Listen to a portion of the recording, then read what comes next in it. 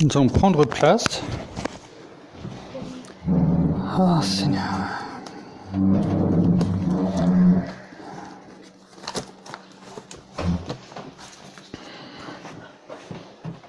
On a beaucoup de choses à dire ce matin, finalement. Beaucoup de choses à dire. Tout d'abord, de rendre gloire, de rendre grâce au travers de tout ce qu'on a pu chanter déjà ce matin. Oui. Avant de commencer, quelques annonces également.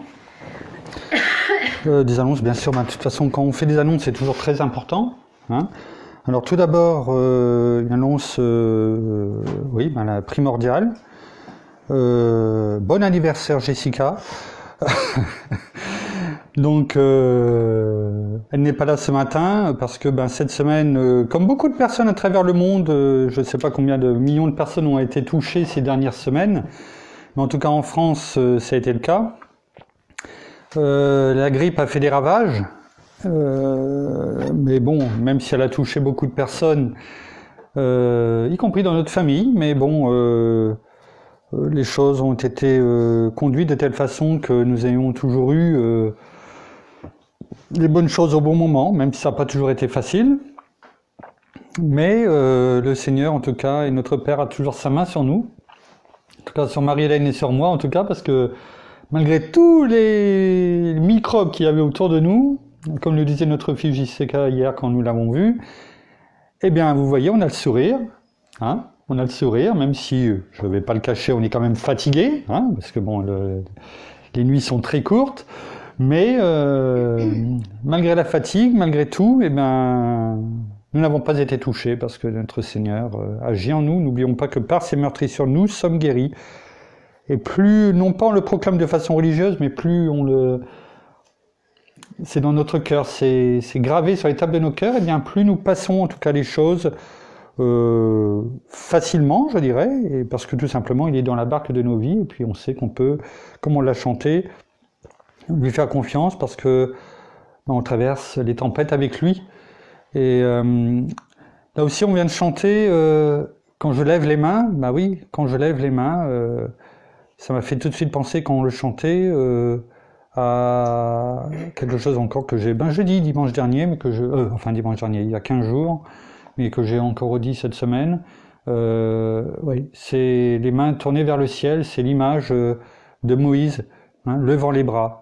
Et tout est possible, tout devient possible dans ces cas-là, parce que c'est pas nous qui faisons les choses, mais quand on lève les mains, on intercède par des louanges, par des soupirs inexprimables par moments.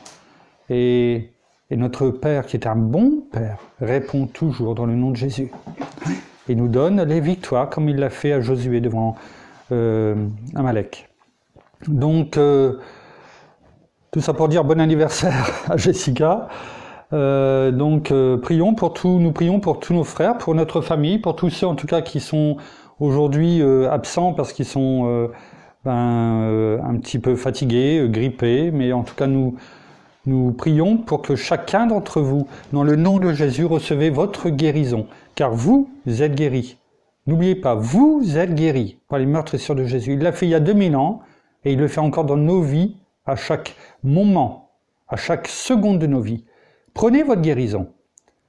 Il y a ce que l'on voit, alors ce qui ne veut pas dire de ne pas se soigner de façon sage, on l'a déjà dit, Dieu n'est pas contre les médecins, hein, je le répète souvent, Luc, l'évangile de Luc, Luc qui a écrit l'évangile de Luc, mais aussi le livre des Actes des Apôtres, était médecin.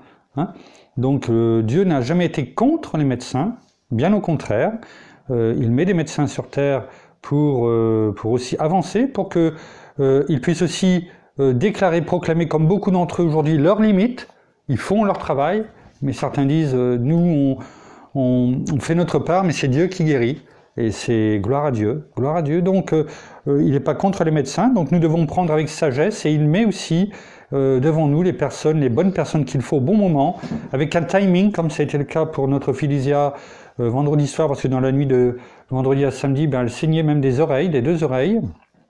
Et pourtant, elle avait vu 2 médecins dans la semaine qui ça n'avait rien donné.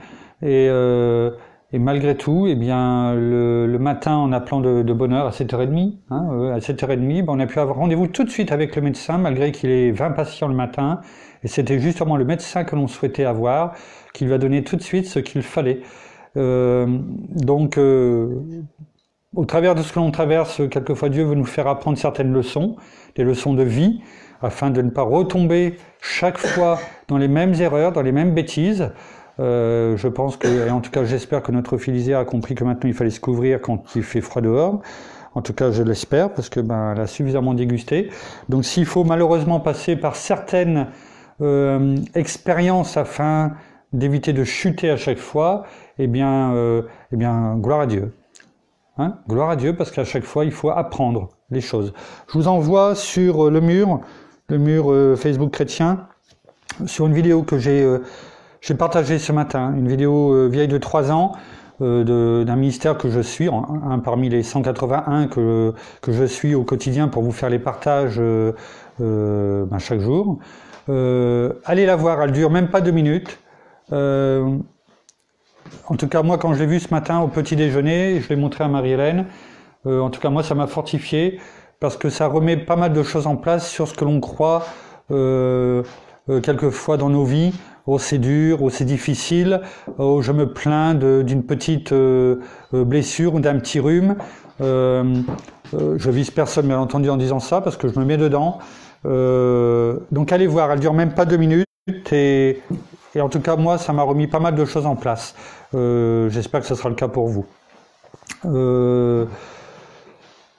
Quoi comme annonce, je voulais aussi que l'on continue à prier pour Pasteur Jeff, son épouse Nancy, pour tous les studios Théovox, pour Pasteur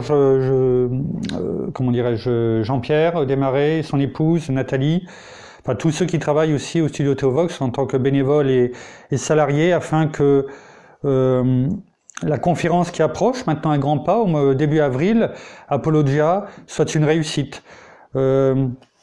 J'ai lu quelques témoignages, notamment un qui m'a touché aussi, mais Pasteur Jeff a très bien répondu. Je vous laisse aller voir. Mais bon, la personne, au travers de son commentaire, critiqué, comment dirais-je, d'un seul coup, son nom, il vient de m'échapper. Qui a un ministère sur tout ce qui est eschatologique, que l'on a regardé pendant 6 années, les 6 années là de... Voilà, merci mon petit chéri. Mario Massicotte, qui fera partie des conférenciers donc lors de la conférence Apologia. Mario Massicotte, je vous conseille vivement. Alors c'est long, chaque année dure à peu près 24 épisodes de 25-26 minutes. Sur l'Apocalypse entre autres, et la 6e année c'est sur les tribus d'Israël. Enfin c'est très très riche, très très riche. En tout cas bon, il sera parmi les conférenciers, et ça fait 40 ans qu'il prêche le retour de Jésus, et ça m'a fait doucement sourire. Enfin, c'est façon de parler. Et il y avait un commentaire qui disait, mais oui, mais Mario Massicotte, ça fait 40 ans qu'il prêche le retour de Jésus, il serait bon qu'il passe à autre chose. Et le retour immédiat de Pasteur Jeff, et merci Seigneur de lui avoir, merci bien-aimé Saint-Esprit, de lui avoir donné tout de suite ses paroles. Parce que bon, et pourtant, a priori, c'était un chrétien qui avait mis ça, comme quoi la critique, le jugement, les murmures du peuple d'Israël sont toujours dans le peuple de Dieu aujourd'hui. Et il lui a répondu fort justement, et ça on en a déjà parlé, il a pris l'exemple de Noé. Noé qui pendant 100 ans, parce qu'à l'époque les gens, les hommes et les femmes vivaient beaucoup plus longtemps, pendant 100 ans, il a construit l'arche de Noé, l'arche que Dieu lui avait dit de construire avec les dimensions. Il l'a fait dans une forêt. Il n'y avait pas d'eau autour. Donc pendant 100 ans. Oui, on l'a critiqué à l'exemple et à l'instar de cet homme. Et pourtant, le déluge est arrivé à un moment donné. Le déluge est arrivé et après tout le monde a couru pour pouvoir rentrer. Il était trop tard, la porte était fermée. Je vous ai déjà dit que la porte de l'arche était l'exemple et l'image de ce qu'a fait notre Seigneur sur la croix. Lorsque la porte sera fermée, il ne sera plus possible de venir à lui. Ça sera fini. Donc oui, je bénis notre Père, notre Seigneur, notre bien-aimé Saint-Esprit d'avoir oint Mario personnellement, mais cet homme de Dieu qui, pendant 40 ans, depuis 40 ans, prêche l'Apocalypse, le retour de notre Seigneur. Pas que, mais en tout cas qui est une bénédiction pour une multitude de personnes à travers le monde et qui ne fait pas que prêcher. Hein, il va avec sa tente, entre guillemets, hein, de ville en ville pour bénir, pour prier, pour former les personnes selon ce qui lui a été donné. Donc, attention, les critiques viennent de partout. Les fruits de l'esprit, dans les fruits de l'esprit, il y a la joie, l'amour, la joie, la paix. Il y a aussi la patience. La patience. Et la patience fait partie de ce que nous devons aussi laisser mûrir en nous. Le fruit de l'esprit doit mûrir le caractère de notre Seigneur. Hein. Alors, c'est vrai que les annonces sont un peu plus longues ce matin. Je vous fais part de ce qui m'a touché, ce qui m'a été montré et ce qui m'a touché. Donc, prions pour la conférence afin que ça soit une réussite. C'est une première là-bas. Donc, qu'elle soit vraiment bénie, que ça touche énormément de personnes autour, enfin là-bas au Québec, au Canada et aussi autour de la francophonie. Je ne sais pas comment elle sera peut-être diffusée en direct ou en replay, en tout cas, j'en sais rien. En tout cas, on le saura très bientôt avec Pasteur Jeff. Je fais part aussi qu'à partir de, je pense aujourd'hui, dans l'après-midi, je mettrai sur le groupe une nouvelle série faite par Nancy, donc l'épouse de Pasteur Jeff, qui vient de commencer sur la famille. C'était la première vidéo qui est sortie, vidéo témoignage sur la famille. Je crois qu'il sera bon de la suivre. Une série, je crois, en 10 épisodes, 10, 11, 12 épisodes. Donc, je la partagerai cet après-midi sur le groupe. Je vous encourage pour ceux qui ont une famille et ceux qui n'en ont pas encore, à aller la voir, parce que ça ne sera que enrichissant pour chacun d'entre nous, quel que soit son âge.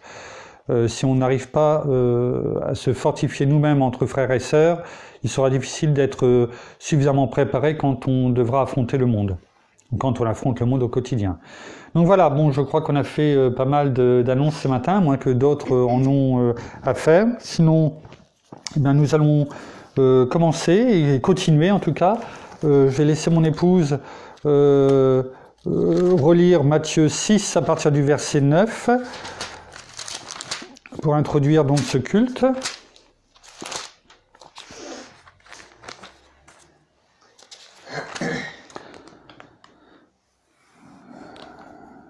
On va dire du verset 9 au verset 13 inclus.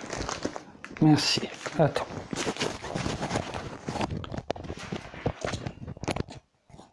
À 13 inclus. Merci. Voici donc comment vous devez prier. Notre Père qui es aux cieux, que ton nom soit sanctifié, que ton règne vienne, que ta volonté soit faite sur la terre comme au ciel. Donne-nous aujourd'hui notre pain quotidien. Pardonne-nous nos offenses, comme nous pardonnons aussi à ceux qui nous ont offensés. Ne nous laisse pas entrer dans la tentation, mais délivre-nous du malin. Car c'est à toi qu'appartiennent, dans tous les siècles, le règne, la puissance et la gloire. Amen. Merci. Merci Seigneur pour cette prière que tu as donnée aux apôtres. Merci. Merci pour cette prière que tu nous as donnée. Afin qu'elle nous parvienne jusqu'à nous aujourd'hui. Cette prière qui traverse les siècles et les millénaires, afin que tu nous donnes aujourd'hui la possibilité de la méditer. C'est ce que nous faisons déjà depuis quelques dimanches maintenant, et nous allons poursuivre, parce que au travers de ce qu'on vient d'entendre, c'est beaucoup plus riche que simplement la déclarer, la proclamer. Chose que j'ai faite quand j'étais jeune, en tant que catholique. Combien de fois j'ai pu dire le Notre Père et le Je vous salue Marie, pardon Seigneur. Pardon Père pour ces fautes, mais je ne savais pas, et depuis que je le sais, eh bien c'est terminé. Depuis que j'ai été enseigné, que tu m'as enseigné.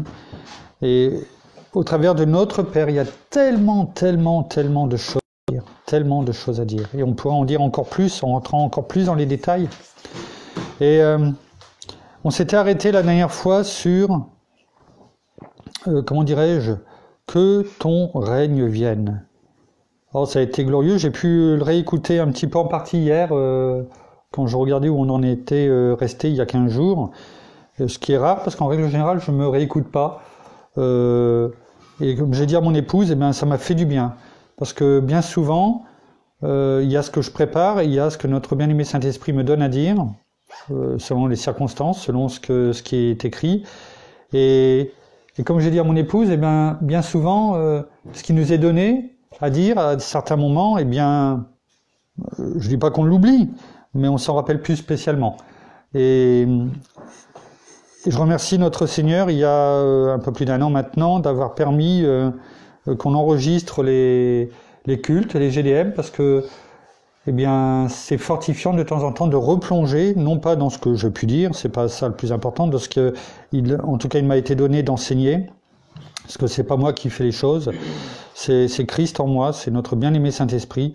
Moi, je suis simplement, je reprends les paroles de Pasteur Jeff, je ne veux pas me les approprier, je ne suis que sa voix, je ne suis que ses cordes vocales, je ne suis que sa trompette, et que cela soit le plus longtemps possible en tout cas, et que je puisse rester dans ses voies, et que notre bien-aimé Saint-Esprit en tout cas me ramène toujours, si je, comment dirais-je, à la bonne voie, si je m'écarte du bon chemin.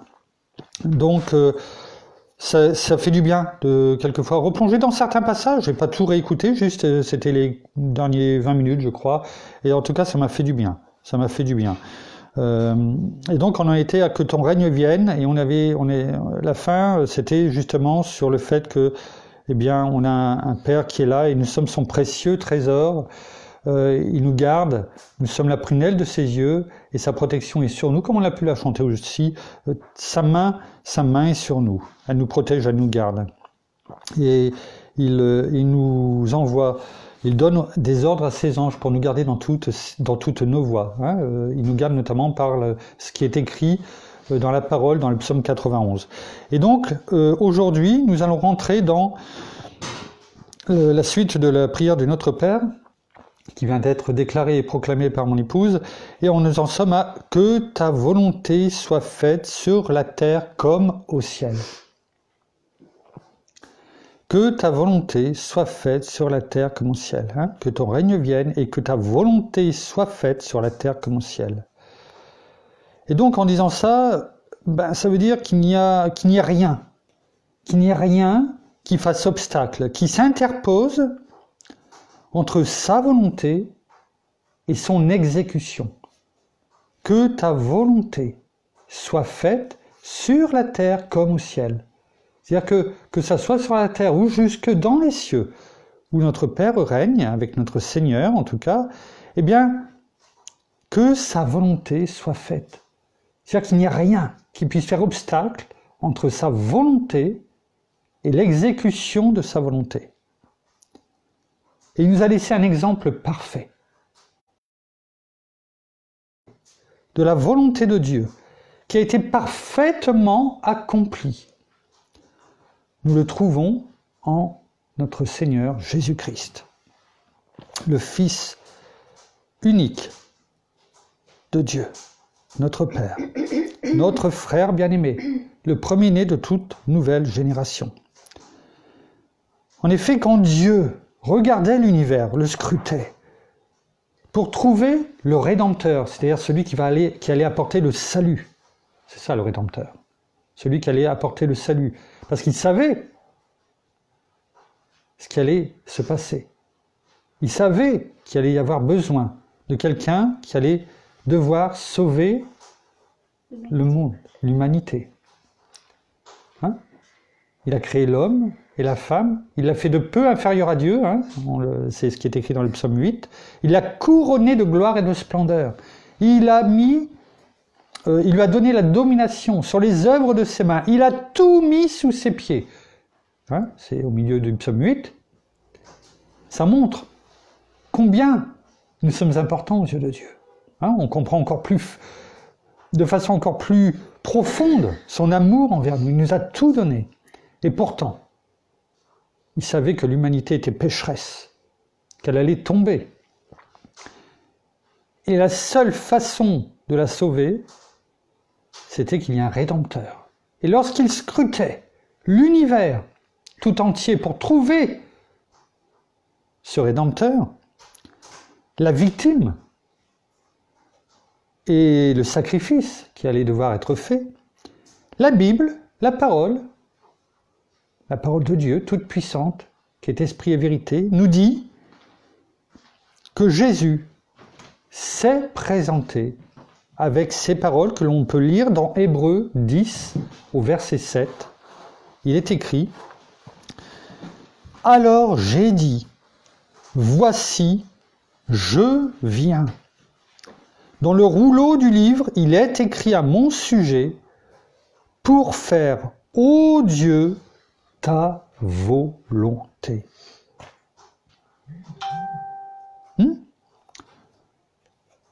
Dans le rouleau du livre, on parle du livre de l'Apocalypse, le rouleau qui va être à un moment donné déroulé, les sceaux qui vont permettre les sceaux qui vont être au fur et à mesure ouverts, au fur et à mesure qu'il va y avoir les tribulations. Dans Hébreux 17, voilà ce qui est écrit. Que volontairement notre Seigneur, sachant, donc bien avant la fondation du monde, ce qui allait se passer, eh bien, c'est proposé volontairement pour être le Rédempteur. Pour être, comme il est écrit, la victime.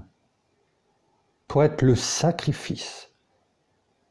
Et ça nous permet, quand on le sait, quand on le comprend, quand on voit dans ce qui est écrit là dans Hébreux 17, ça nous permet de mieux comprendre, alors, des passages qui sont, je le reconnais, pas faciles,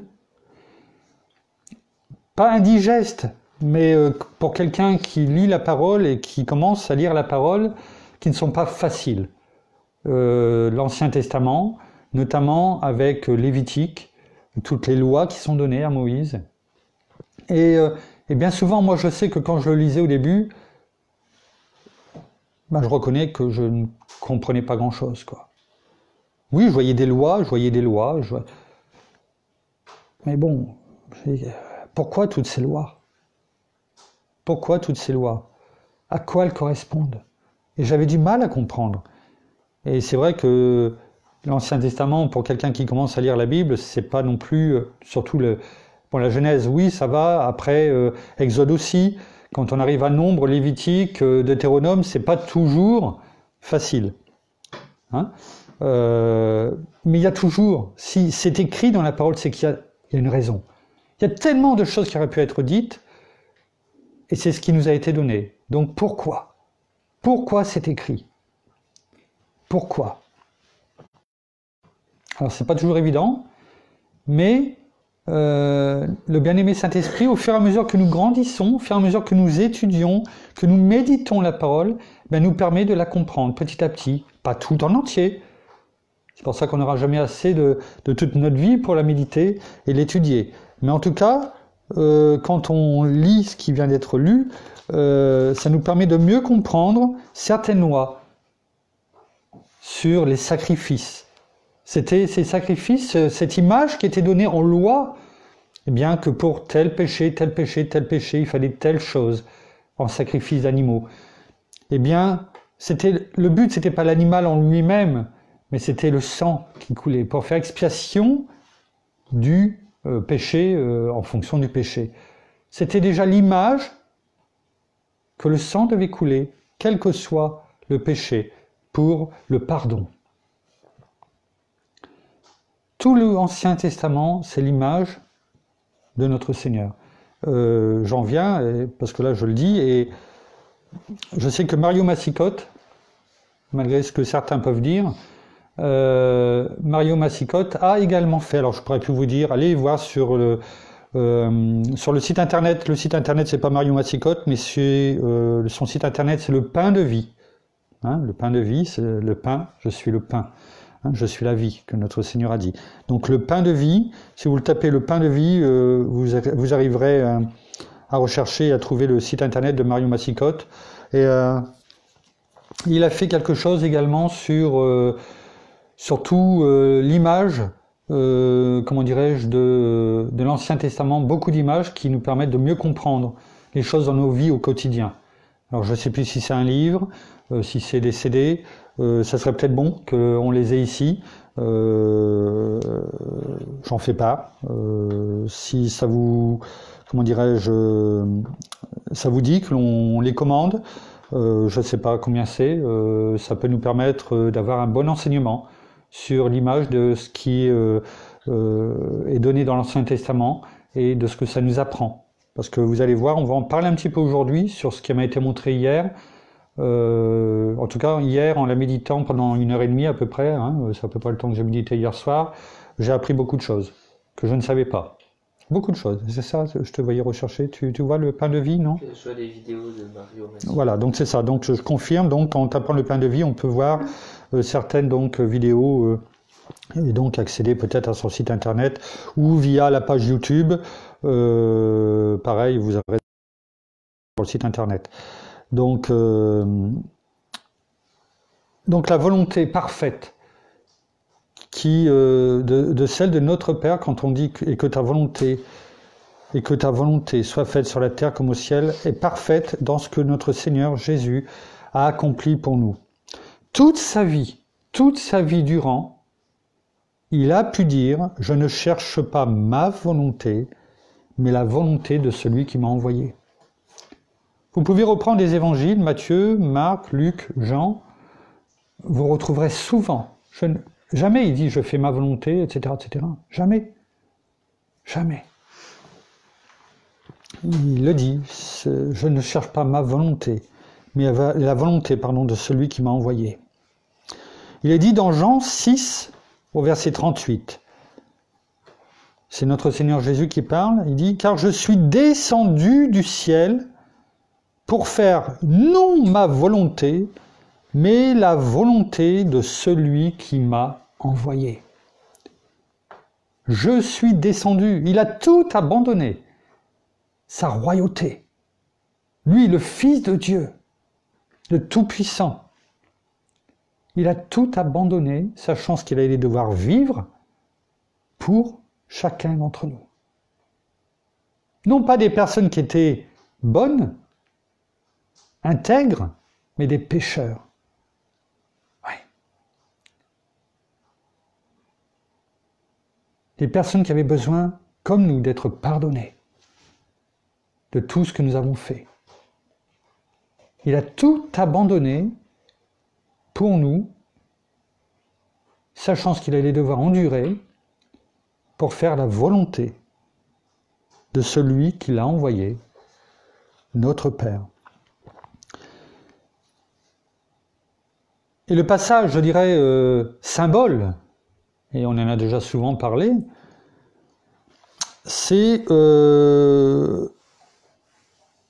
quand il se trouve dans le jardin de Gethsémane. Gethsémane, où on a déjà pu, il y a peut-être 2 ans, écouter une prédication du pasteur Lebeau, Gethsémane, là où tout se dessine, là où tout se joue, là où de nombreux ministères même sont tombés, faute de ne pas avoir résisté suffisamment longtemps. Et ce qui s'est passé au jardin de Gethsémane, c'est ce qu'on doit vivre bien souvent dans notre vie, plusieurs fois, quelquefois. Plusieurs fois. Et lorsqu'il s'est trouvé, donc, notre Seigneur Jésus, dans le jardin de Gethsémane, où il y a été volontairement, on va le lire après, il y a été volontairement, tout en sachant que c'est là-bas qu'il allait être trahi par l'un des 12, Judas Iscariote. Le jardin de Gethsémanée, qui veut dire le jardin du pressoir. C'est là-bas où on pressait les olives, afin d'en récolter l'huile. Hein? Et c'était des grosses pierres qui tournaient, qui écrasaient, qui broyaient les olives. C'est pour ça qu'on l'appelait le jardin du pressoir. Et là aussi, c'est une image de ce que notre Seigneur a dû vivre entre ce que lui, éventuellement, aurait aimé, c'est-à-dire faire sa volonté. Parce qu'il n'est pas venu en tant que fils de Dieu, ne l'oublions pas, il est venu en tant qu'homme. C'est-à-dire que tout ce qu'il faisait, c'était parce qu'il le faisait, parce que ce Dieu qu'il le faisait à travers lui. Il l'a dit. Je finis juste ça. Et il est venu en tant qu'homme, c'est-à-dire comme nous. Comme nous. Et là, il a été pressé, son âme a été pressée. Pressée. Avec l'ennemi qui lui disait « Fais ta volonté ». Et ta volonté, c'était quoi? Sa volonté, c'était quoi à ce moment-là? C'était de ne pas aller et subir tout ce qu'il allait devoir subir. Et la volonté de notre Père, celui qui l'avait envoyé, celui pour qui il avait jusque-là fait sa volonté, tout ce qu'il voulait. Mais là, au jardin de Gethsémanée, c'était le combat. Son âme était pressée, broyée.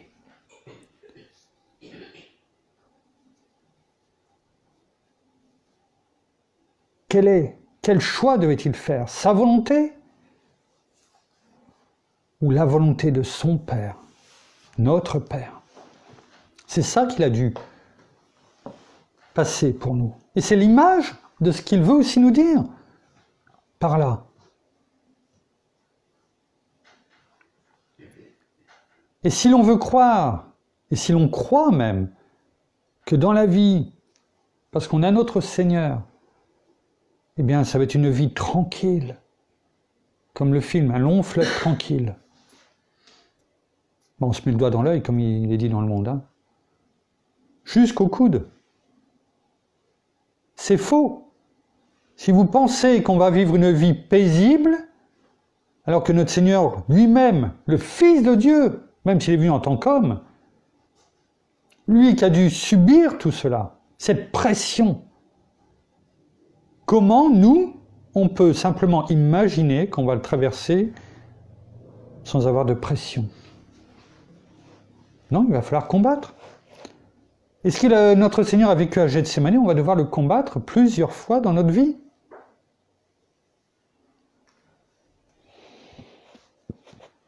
Et comment on va réagir? Eh bien, il nous donne l'exemple. Il nous donne l'exemple à suivre. Il nous donne l'exemple à suivre. Alors, je vais juste me désaltérer.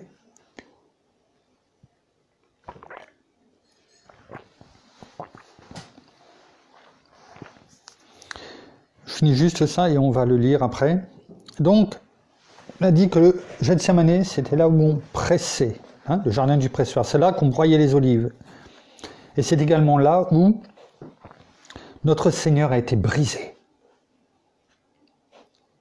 Je ne dis pas qu'après ce qu'il a vécu, c'était plus facile, parce qu'il a enduré énormément de souffrance. Mais on s'apercevra, quand on lit, bien que tout le reste, eh bien, il l'a fait dans la paix. Lorsqu'il a été arrêté, il a même réagi quand quand Pierre coupait l'oreille de celui qui portait la main sur Jésus. Celui qui a eu l'oreille coupée. Il a été jugé, on l'a frappé, il n'a jamais réagi. Jamais. Il a été amené à la croix, il l'a porté, il a souffert, il a été critiqué, meurtri, tapé, frappé. Et pourtant, il est resté en paix. Jusqu'à l'occasion, je l'ai vu hier, et on aura l'occasion de l'étudier sur les 7 paroles qui ont été prononcées sur la croix. 7 paroles. Je m'en étais jamais rendu compte. Il a prononcé 7 paroles sur la croix. On ne va pas les passer aujourd'hui. Mais je me suis dit, les chiffres sont symboliques dans la parole. 7 paroles. Comme 7 jours. 6 jours de création et le 7e jour, le jour du repos. 7 paroles. Et je m'en étais jamais rendu compte. C'est hier en méditant, je me suis dit, mais c'est vrai. 7 paroles. Et notre Seigneur sur la croix, à travers de chacune de ces paroles, nous faisait passer un message. Et on aura l'occasion de l'étudier parce que, après peut-être notre Père, parce que je trouve que c'est important. Même là, sur la croix, il était en paix. Il nous faisait passer des messages qui nous touchent encore aujourd'hui, pour notre vie au quotidien. Donc il y a eu Gethsémane, il y a eu avant, enfin pendant Gethsémane, et il y a eu l'après Gethsémane.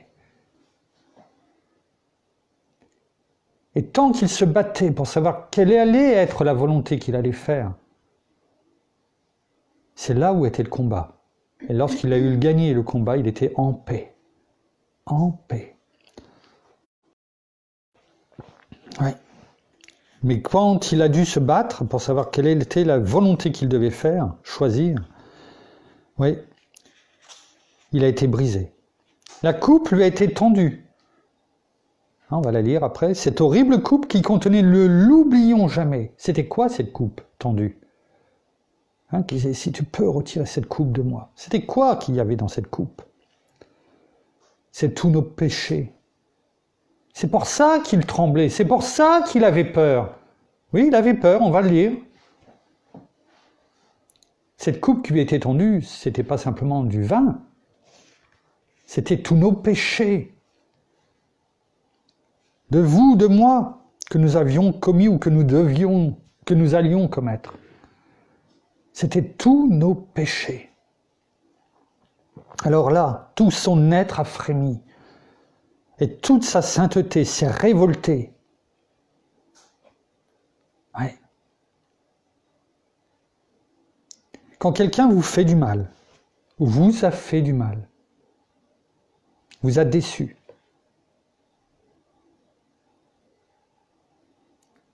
et pourtant, vous devez l'aimer. Est-ce que vous le faites de bon cœur? Est-ce que vous voulez le faire? Est-ce qu'on veut le faire tout simplement? Ben, c'est ce que Jésus nous montre au travers de ce passage. C'est nos péchés qui lui ont été présentés dans cette coupe. Nos péchés. Et il a frémi. Est-ce que je veux vraiment faire tout ce que je vais devoir faire pour ça? Pour ces personnes, pour moi, pour vous, pour nous. Est-ce que je le veux? Est-ce que ça vaut le coup? Est-ce que la personne en vaut le coup? Oui, c'est ça qu'il a dû faire.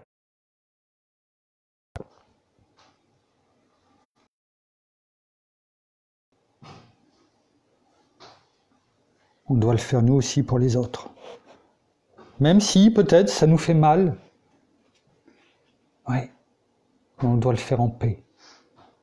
Non pas avec notre paix humaine, mais la paix qu'il a reçue. La paix de son Père, de notre Père. Et c'est pour cela qu'il a pu passer ensuite toutes ces souffrances qu'il a dû endurer pour nous apporter la guérison, la grâce, le salut. Et que cela soit encore un exemple pour nous ce matin. Est-ce que tu peux prendre dans Luc, s'il te plaît, 22 ?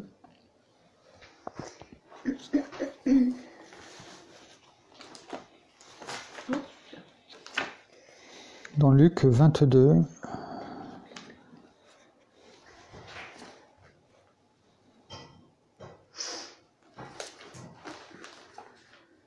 Non, j'avais mis le petit. Luc 22, Alors attends, je te... C'est ma livre. Oui, bah voilà. Donc si tu peux nous lire le passage... Attends, pardon. On va essayer de trouver, pour ceux qui savent, je fais juste une aparté, je crois que ça doit exister quelque chose qui nous permette de mettre 2 micros comme ça. Je sais pas, se brancher sur un téléphone, ça permettrait d'avoir 2 fils et ça serait une bonne chose. Donc pour ceux qui savent comment on fait, ou qui connaissent, moi je suis pas très technologique, donc n'hésitez pas à venir et m'en parler.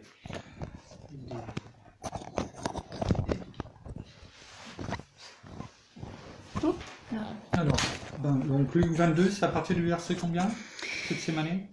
39. 39. Luc 22, 39.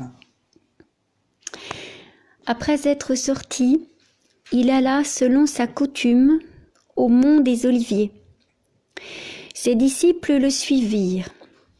Arrivé à cet endroit, il leur dit : « Priez, afin de ne pas entrer en tentation. » Puis il s'écarta d'eux d'environ un jet de pierre, se mit à genoux et pria, en disant : « Père, si tu le veux, éloigne de moi cette coupe.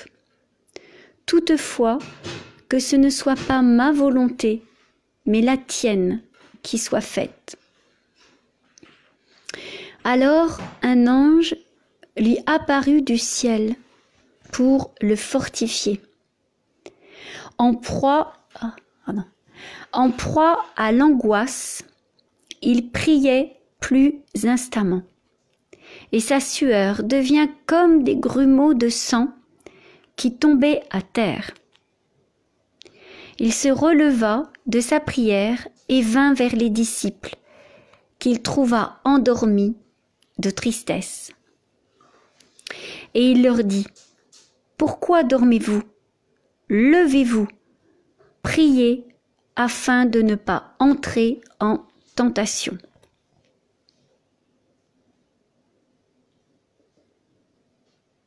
C'est tout, c'est ça. Bon, il y aurait tellement de... Merci. Il y aurait tellement de choses à dire. Bon, on va pas le faire aujourd'hui parce que autrement, on va s'écarter un petit peu de la volonté de la volonté de notre Père, donc de ce que l'on étudie pour le moment, mais on reviendra sur tout ce passage. Mais à travers de ce que mon épouse vient de lire, donc, eh bien oui, il est dit, Père, si tu le veux, éloigne de moi cette coupe. Et dans certaines versions, il est parlé même, il est dit, cette coupe de douleur, ou dans d'autres versions, de souffrance. C'est-à-dire qu'il savait tellement bien ce qu'il allait devoir endurer. Éloigne de moi cette coupe de douleur ou de souffrance. Donc il savait ce qu'il allait devoir endurer. Quand on sait combien on va devoir souffrir,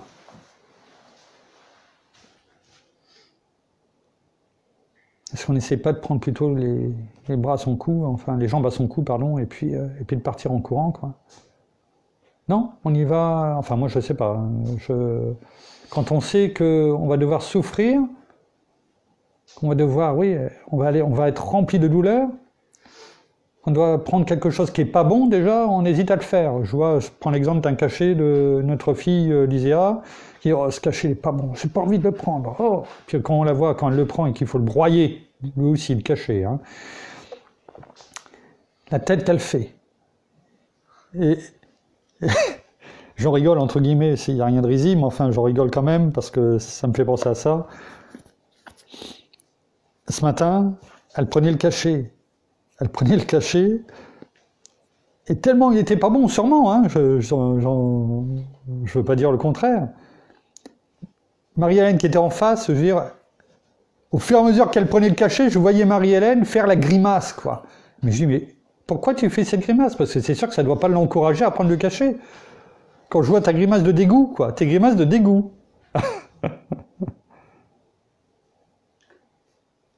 Ouais.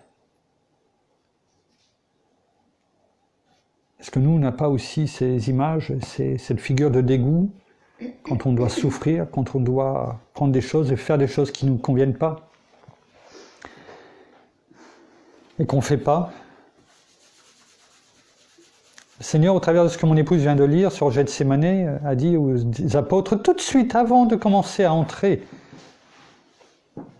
en entrant en tout cas dans le jardin de Gethsémanée, restez là, priez, afin de ne pas entrer en tentation. Qu'a-t-il voulu dire par là?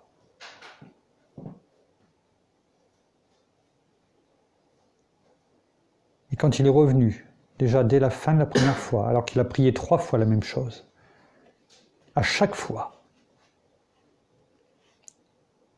les apôtres dormaient. Même les plus proches, Pierre, Jacques, Jean, ceux sur qui il comptait pour l'aider à prier, à traverser cette épreuve, dormaient. Il leur a dit, vous n'avez même pas pu tenir 1 heure. Est-ce qu'on n'est pas aussi, nous, aussi pareil? Quand notre Seigneur veut, ou notre Père veut nous montrer les choses, nous dit de faire les choses. Quand on doit traverser certaines épreuves, est-ce qu'on n'est pas là en train de dormir? Est-ce qu'on n'est pas là en train de dormir? Et pendant qu'on dort, eh bien, on ne reçoit pas. On ne fait pas ce que notre Père veut que nous fassions. On n'est pas là peut-être pour aider un frère, une sœur, à passer un moment difficile, comme notre Seigneur aurait eu peut-être besoin à ce moment-là, parce qu'il leur a demandé de prier. Peut-être pour l'accompagner. Oui, certes, afin de ne pas entrer en tentation, comme notre Seigneur aurait pu être en tentation d'abandonner, de nous abandonner finalement. Parce que s'il l'avait fait à ce moment-là, rien. Aujourd'hui, nous ne pourrions pas nous tenir devant lui. Combien cette image est forte aussi pour nous dans nos vies au quotidien?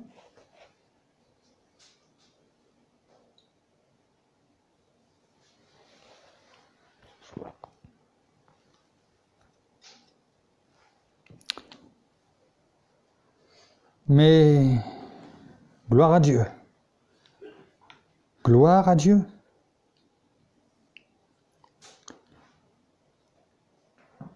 Il a continué, comme on a pu le dire, toutefois, que ce ne soit pas ma volonté, mais la tienne, sous-entendu Père, qui soit faite. C'est-à-dire que même là, même s'il a été tenté, même s'il a souffert, parce qu'il est dit que des grumeaux de sang ont coulé, même si, comme il a été écrit et comme il a été déclaré, un ange a été envoyé. Lui, le Fils de Dieu, oui, en tant qu'homme, mais quand même le Fils de Dieu, qui avait toujours vécu en faisant la volonté expresse de son Père, de notre Père, de Dieu, du Tout-Puissant. Un ange a été envoyé pour le fortifier. À combien plus forte raison nous aurons besoin de notre Seigneur, de notre Père, de tous les anges qui nous envoient pour passer certaines épreuves.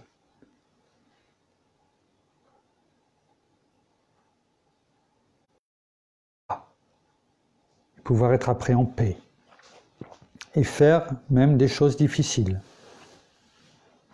Ensuite, il y a eu toute la suite, parce qu'il a fait la volonté de notre Père, de son Père. Il a été conduit à la croix des suppliciés. Il a été crucifié. Il en est mort pour nous, sur la croix. Et la dernière parole qu'il a prononcée, c'est « Tout est accompli ». Tout est accompli. Quand il a dit « Tout est accompli », il ne voulait pas dire « J'ai fait ce que je devais faire ». Non. Au travers de cela, il voulait dire que toute ta volonté, Père, toute ta volonté est accomplie. Tout ce que tu m'avais demandé de faire, je l'ai fait. C'est ça qu'il veut dire dans tout est accompli. Oui, c'est ça qui veut dire quand tout est accompli. Ta volonté soit faite sur la terre comme au ciel. Quand on le dit, on ne voit pas tout ça. Mais quand on le médite, et quand on l'a médité, qu'on le réécoute, je vous encourage à le faire. On ne dit plus le Notre Père de la même façon, et on ne le voit plus du tout de la même façon. En tout cas, c'est le cas pour moi. Donc tout est accompli, c'est-à-dire que toute ta volonté, tout ce que tu voulais que je fasse, Père, eh bien je l'ai fait. Ta volonté est accomplie.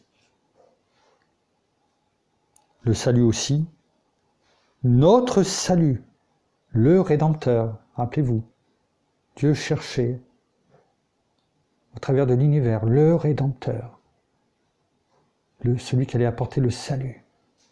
Donc c'est-à-dire, au travers de tout est accompli. Ta volonté que je devais apporter, tu voulais que j'apporte le salut pour tes enfants, pour mes frères et sœurs. Notre salut était fait, parfaitement accompli par notre Seigneur Jésus, notre sacrifice.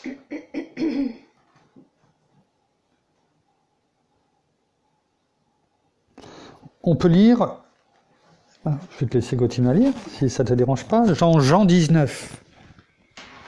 Je ne sais pas si j'arriverai à aller jusqu'au bout de ce que je voulais dire aujourd'hui, mais qu'importe, on se laisse conduire et tout ce qui est dit, je reste persuadé que c'est pour nous enseigner, pour nous apprendre à voir les choses de façon complètement différente. Dans Jean 19,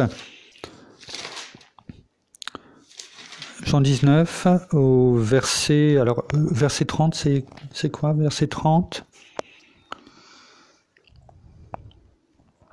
Quand il eut pris le vinaigre, Jésus dit... Un petit peu avant.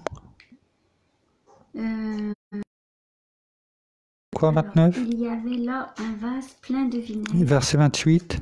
Après cela, Jésus, qui savait que déjà tout était achevé... Oui, alors on va reprendre... Ça, c'est le combien, ça? Ça, c'est le 28. Alors, 27. Puis il dit aux disciples en parlant... Voilà. Jean. Alors... verset 28 alors. Verset 28. Alors que le 28 28 jusqu'au 31. Okay. Après cela, Jésus, qui savait que déjà tout était achevé, dit afin que l'écriture soit accomplie, « J'ai soif ». Il y avait là un vase plein de vinaigre.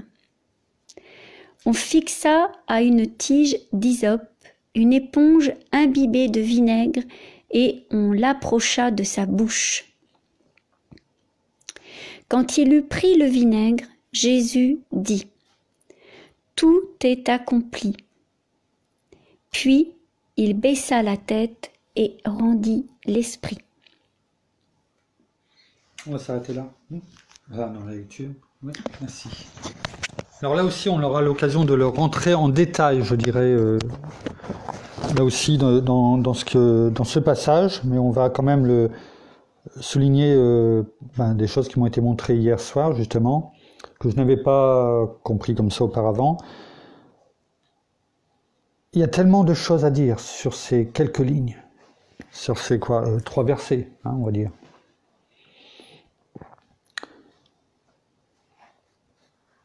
On parle de vinaigre, on parle d'hysope.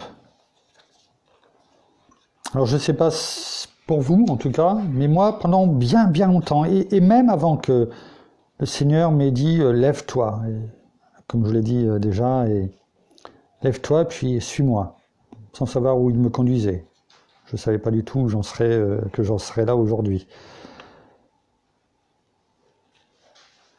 Mais bien avant cela encore, donc ça fait des années et des années, Et jusqu'à encore hier, je n'avais pas compris. Vinaigre. Pourquoi lui donner à boire du vinaigre? Pourquoi? Vous vous êtes jamais posé la question? Jamais. Moi, je sais que ça a été pendant des années, et jamais j'ai compris pourquoi. Pourquoi on lui a tendu une éponge avec du vinaigre?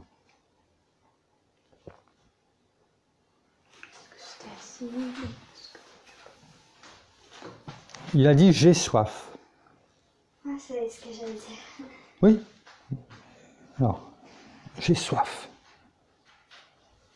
David, tu veux de l'eau?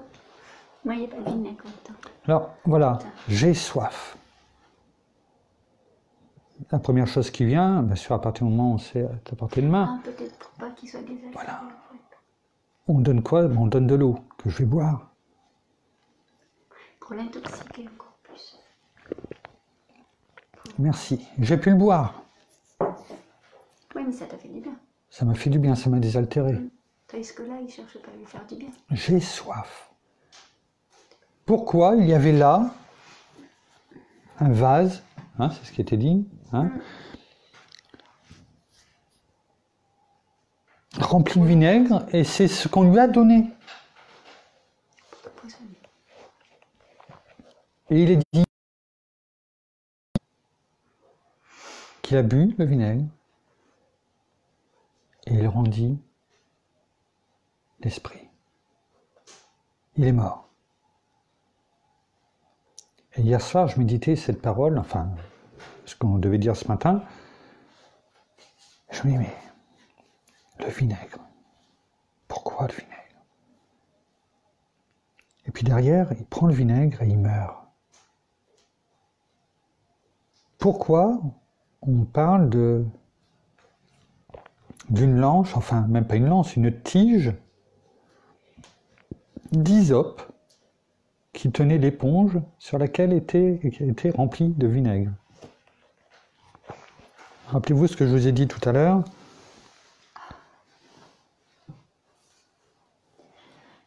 L'Ancien Testament nous apporte beaucoup d'images qui nous servent aujourd'hui à comprendre le pourquoi. Pourquoi tout, il faut se dire que chaque mot, et c'est ça qu'il faut, et moi je le parle pour moi en le disant, hein, chaque mot de la parole est là, chaque mot est là pour nous enseigner quelque chose. Et c'est ce que je veux essayer de comprendre à chaque fois, de me le dire, parce qu'on serait prompt à l'oublier. Chaque mot est là pour quelque chose, et est là à sa place pour quelque chose. Alors, quelquefois, c'est pas forcément le mot en français, c'est le mot en grec, en latin ou en hébreu. Donc, il fallait quelquefois aller rechercher derrière, mais il est là pour nous apporter quelque chose, pour nous révéler quelque chose.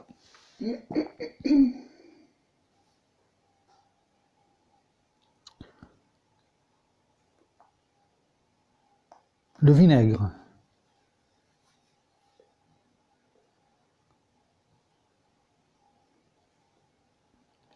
C'est quoi le vinaigre? Alors oui, mais le vinaigre, en fait, c'est du vin, Ça tourne. voilà, qui a tourné, qui a fermenté, qui, on dit, ça a viré. Hein, quelquefois on dit, hein, ça a viré, ça a tourné. C'est du mauvais vin, entre guillemets. C'est une piquette. Même encore plus qu'une piquette. Hein? Voilà, c'est du vin qui a tourné, c'est ça. Le vinaigre, c'est du vin qui a tourné.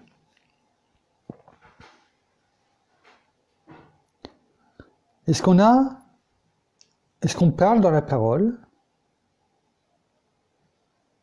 d'un vin qui est excellent? Mon os, là. Alors il y a les noces, où notre Seigneur Jésus transforme l'eau en vin. Bah alors, Hein? Mais il est... scène. Voilà, c'est tout à fait ça. La Sainte Seine, le dernier repas. Il dit, prenez, hein, prenez cette coupe. Ce vin qui est dedans, c'est le sang de l'Alliance. Buvez. Et faites, c'était son sang. Alors, bien entendu, pas son sang dans la coupe. Sang. le dernier repas. Le sang de l'alliance, parce qu'il savait qu'il allait devoir passer par toutes ces épreuves et verser son sang pour nous.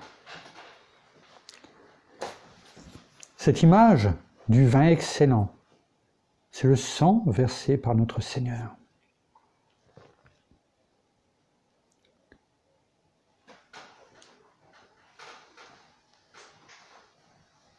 Le sang pur de Christ. Le sang qui contient une âme parfaite. On ne va pas rentrer aujourd'hui, on le verra dans Lévitique, quand on l'étudiera. Il est fait mention que l'âme est dans le sang. Hein, on ne va pas le prendre aujourd'hui, parce que autrement on va s'écarter. C'est pour ça que je parle d'une âme parfaite qui est dans le sang de Jésus-Christ, notre Seigneur. Et comment il nous sauve? Comment nous sauve-t-il? Comment on a ce salut? Comment on est rendu juste? On est justifié par le sang de notre Seigneur Jésus-Christ. C'est ainsi que nous sommes justifiés, par son sang qui a coulé pour nous. Le sang de l'agneau, c'est ainsi que nous sommes rendus justes. C'est ainsi que notre Père nous voit au travers de notre Seigneur. Nous sommes justifiés par le sang de Jésus-Christ.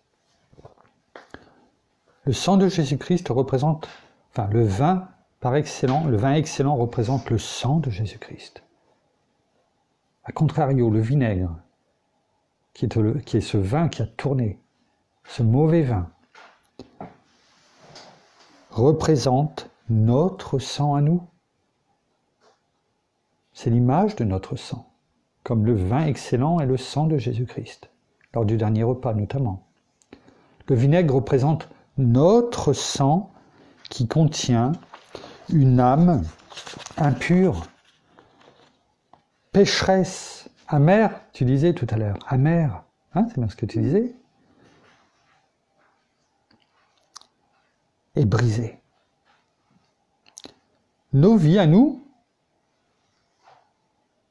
ont viré également. Elles étaient mauvaises, fermentées, parce que nous étions dans le péché. C'est ça l'image du vinaigre. Le vinaigre qui lui a été tendu à la fin. C'est tous nos péchés, c'est nos vies mauvaises. Il s'est fait péché pour nous. Il a pris sur lui tous nos péchés. On le dit, ça, dans nos prières quotidiennes.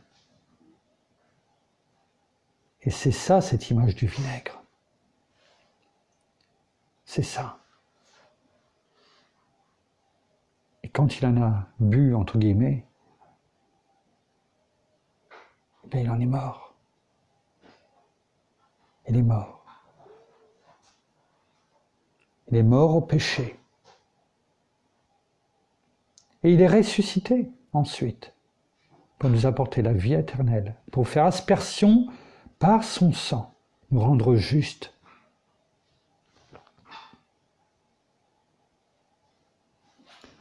Le vinaigre a été tendu avec une tige, l'éponge qui contenait du vinaigre a été tendue avec une tige d'hysope. Il y a aussi, pareil, dans l'Ancien Testament, notamment dans Lévitique, entre autres, il est parlé de cèdre et d'hysope, que les lépreux, une fois qu'ils étaient soignés, devaient aller auprès du sacrificateur avec une tige d'hysope et de cèdre. Et en restant sans rentrer dans le détail, pourquoi la tige de cèdre ? Le bâton de cèdre, parce que le cèdre représente la majesté, mais pas dans le sens majestueux du terme, mais l'orgueil. Celui qui croit qu'il est merveilleux, majestueux, tellement qu'il est orgueilleux.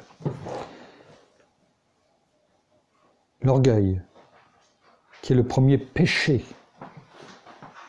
de l'humanité, entre guillemets, celui que Lucifer a eu avant d'être envoyé sur la terre. L'orgueil, le premier péché.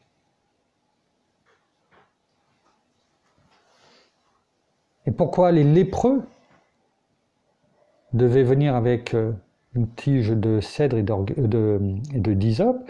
Parce que la lèpre est synonyme dans l'Ancien Testament du péché. Bien souvent, la lèpre venait parce que la personne avait péché. Et pour être pardonné, pour qu'il soit rendu juste, entre guillemets, parce qu'il n'avait plus la lèpre, parce qu'il avait été sauvé par Dieu, eh bien, il devait apporter un bâton de cèdre, synonyme de l'orgueil, et un bâton d'hysope, d'humilité. Le bâton d'hysope est synonyme de l'humilité. Et c'est avec un bâton, avec une humilité, que nous venons au pied de la croix,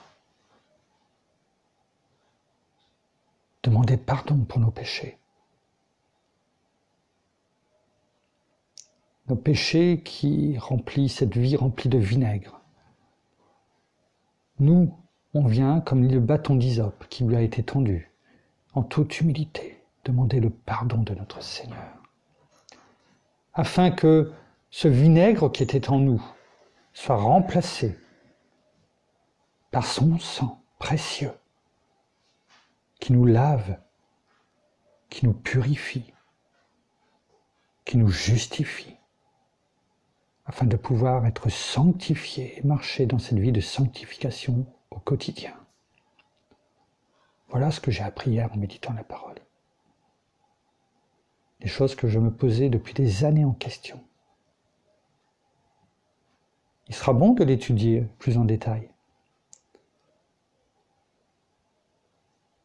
Je crois qu'il serait bon, tous ensemble, de prendre ce livre ou ces CD, je ne sais pas, on regardera, de Mario Massicotte, qui nous apprendront plus en détail, lui qui, tous les ans, va en Israël, qui connaît très bien l'histoire d'Israël, qui nous permettra de mieux comprendre au travers de l'Ancien Testament ce qui se passe dans le Nouveau Testament et ses images, afin que nous puissions grandir dans la connaissance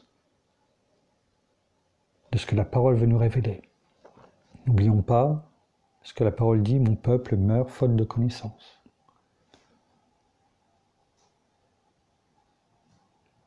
Merci, bien-aimé Saint-Esprit. Merci. Merci.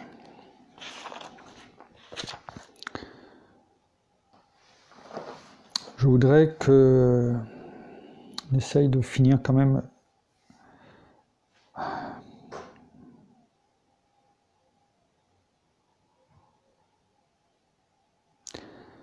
donc on a dit que que notre Seigneur sur la croix avait fait la volonté de notre Père.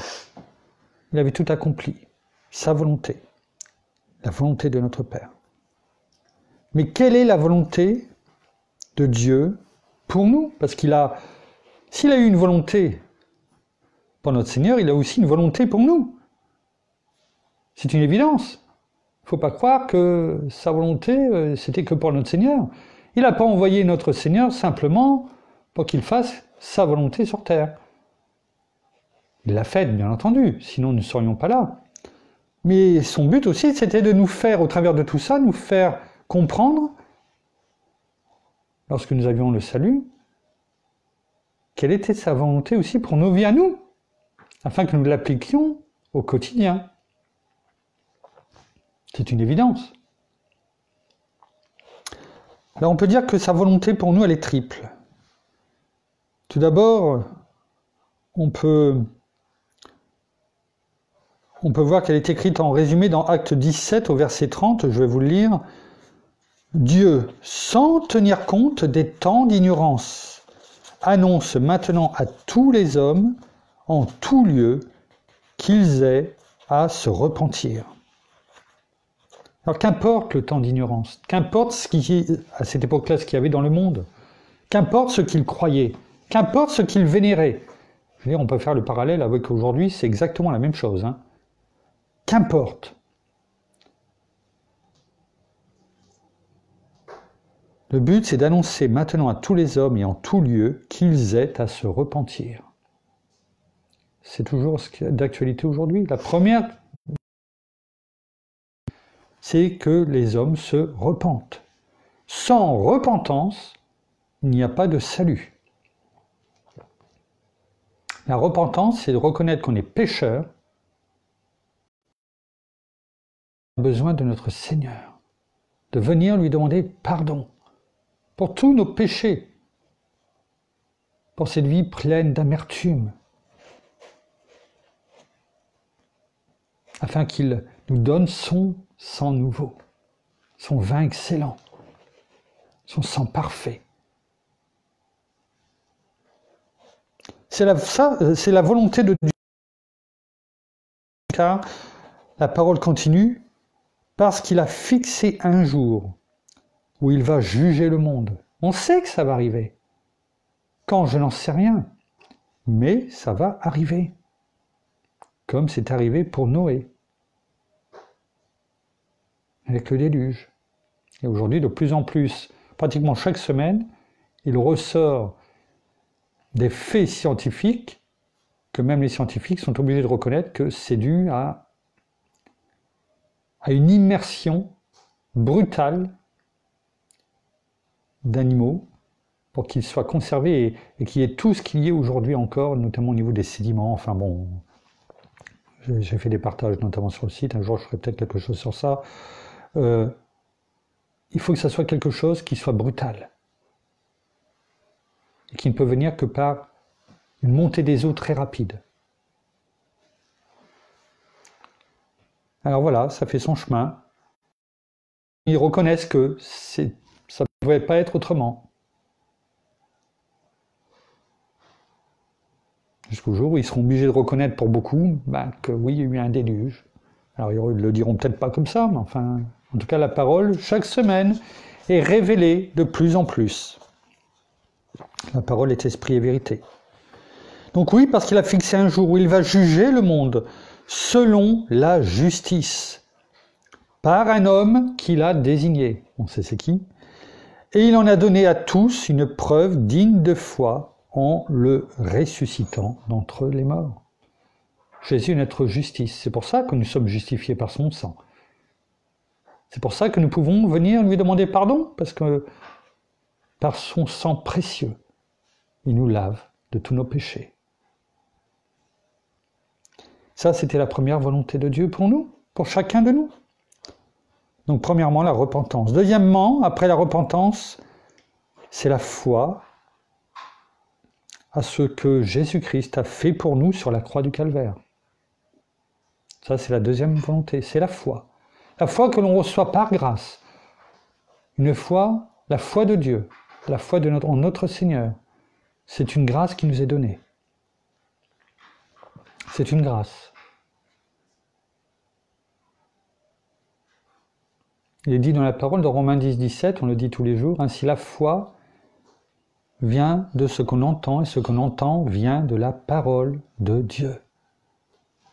Ne cherchons pas la foi ailleurs, elle vient de la parole de Dieu. C'est lui qui nous la donne, par grâce. Par grâce.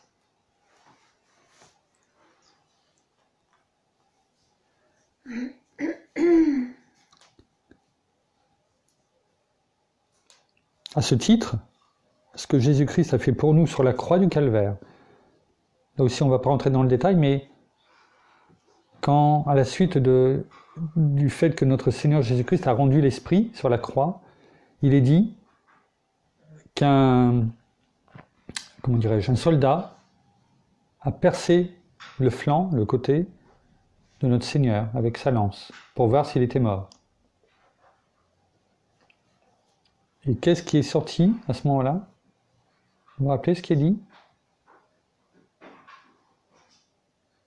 Non? Du sang, oui, certes, ce qui est logique. Oui. Du sang et de l'eau. Le soldat a été aspergé de sang et d'eau. Ça a été la réalité. Ça a été décrit. Ça a été vu. Est-ce qu'on a déjà vu quand on perce quelque chose, un corps, être aspergé de sang et d'eau? Non. De sang, oui, mais pourquoi de sang et d'eau? Parce que là, c'est encore le symbole de la justification par le sang de Jésus qui nous sauve, qui nous purifie.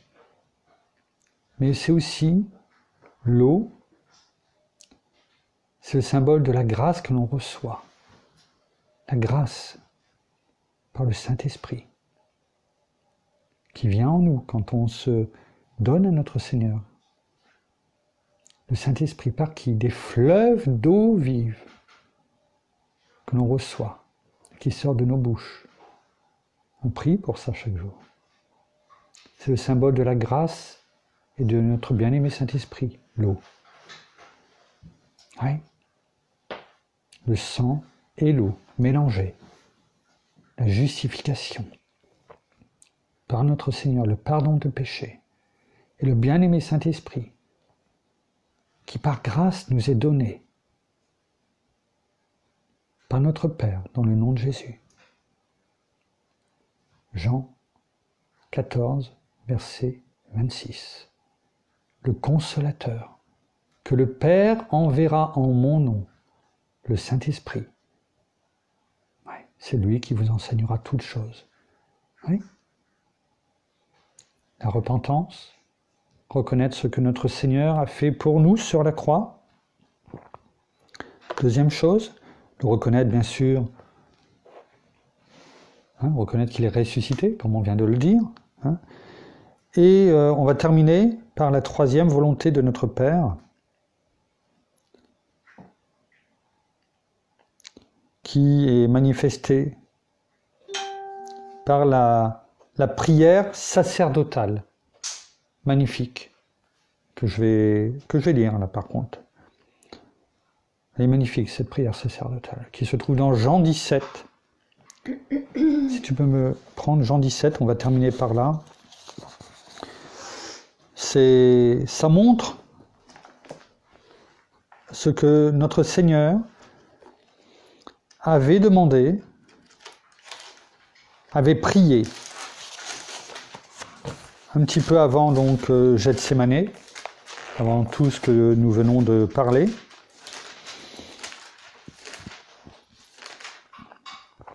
Et ça montre donc ce que notre Seigneur a demandé.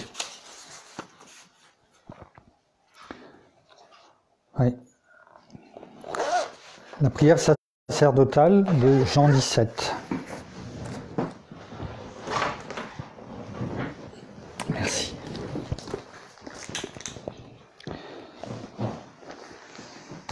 Troisième volonté de notre Père pour nous. Après avoir ainsi parlé aux apôtres, je vais juste reprendre le verset 33 pour faire le lien, je dirais, avec le chapitre 17. Le Seigneur Jésus disait, notre Seigneur disait, je vous ai parlé ainsi, donc aux apôtres, pour que vous ayez la paix en moi. Vous aurez des tribulations dans le monde. Il nous le dit. Mais prenez courage, moi j'ai vaincu le monde. Et donc là on entame la prière sacerdotale. Après avoir ainsi parlé, Jésus leva les yeux au ciel et dit, Père, l'heure est venue. Donc c'est que il savait ce qu'il allait. C'était avant d'arriver au jardin de Gethsémanée. Il le sait. Le moment est venu. L'heure est venue. Et qu'est-ce qu'il va demander là? Qu'est-ce qu'il va demander?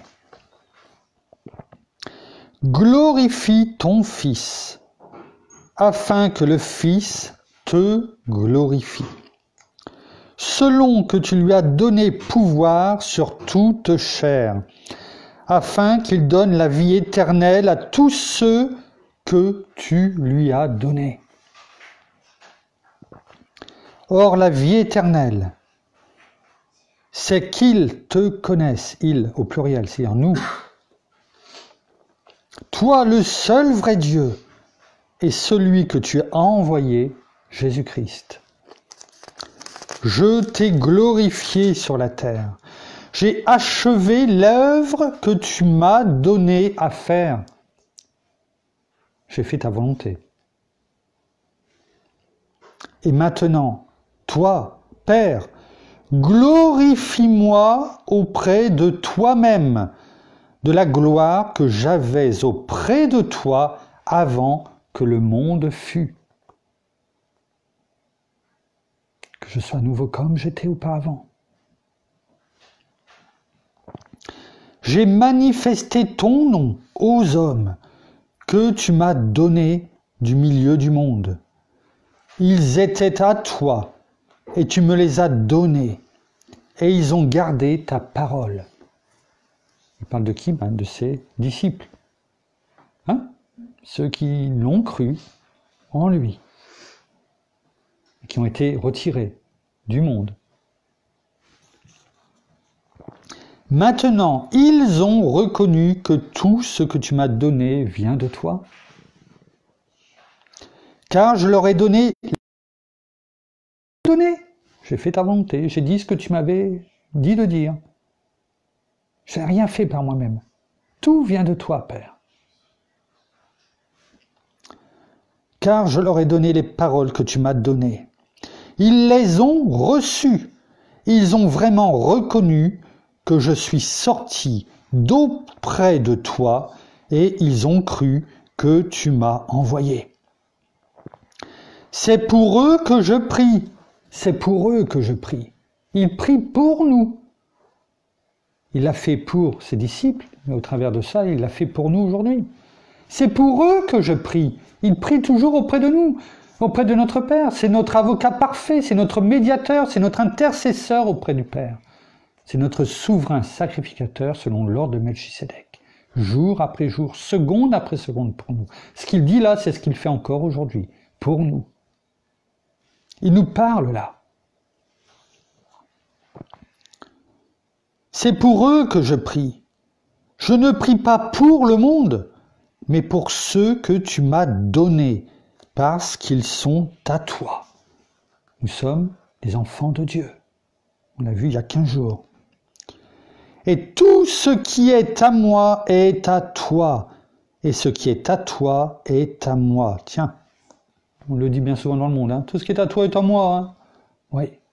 Ça vient du monde? Non, ça vient de la parole.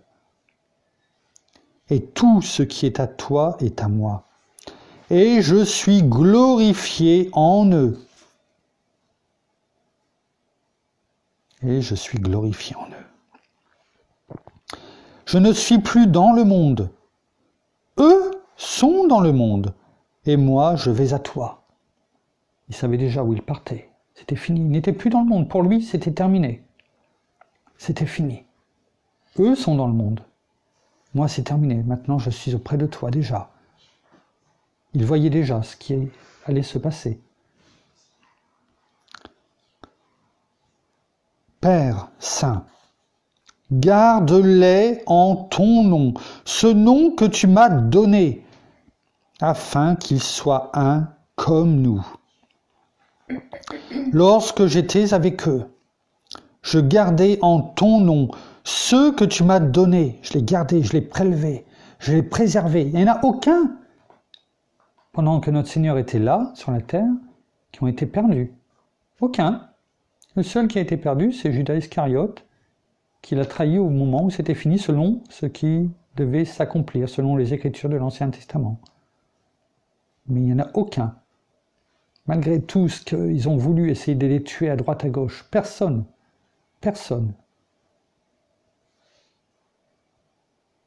n'a été extirpé de la main de notre Seigneur, comme il est écrit dans la parole. Lorsque j'étais avec eux, je gardais en ton nom ceux que tu m'as donnés. Je les ai préservés, et aucun d'eux ne s'est perdu, sinon le fils de perdition, afin que l'écriture soit accomplie. C'est ce que je viens de vous dire. Et maintenant, je vais à toi, et je parle ainsi dans le monde, afin qu'ils aient en eux ma joie parfaite. je leur ai donné ta parole, et le monde les a haïs, parce qu'ils ne sont pas du monde, comme moi, je ne suis pas du monde. Nous ne sommes pas du monde, c'est ce qu'il nous dit là. On ne peut pas être du monde et avec notre Père dans son royaume en tant qu'enfant de Dieu. C'est pas possible. Hein? Là, c'est clair. Je ne te prie pas de les ôter du monde. Tu vois? Il nous dit, je ne te prie pas de les retirer du monde, de les faire mourir. Afin de les prendre avec toi. Non, c'est pas ce que je te demande, Père. Qu'est-ce qu'il demande? Donc, je ne te prie pas de les ôter du monde, mais de les garder du malin. D'où les armes aussi de Dieu.